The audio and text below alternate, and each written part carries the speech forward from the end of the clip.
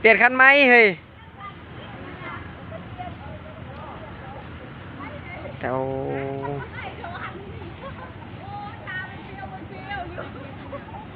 ตะวัน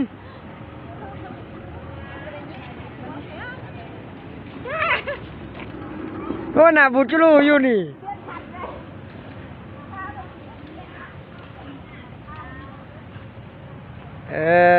ตะวันตุนตุน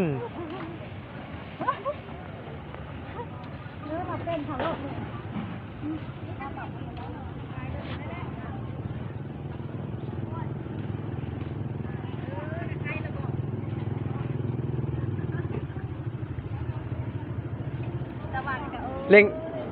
เล็งแห้งๆนี่เฮ้ยเลยป้าขี้อ่ะเล็งแห้งนี่แหละจวดๆโลดบ่ปีน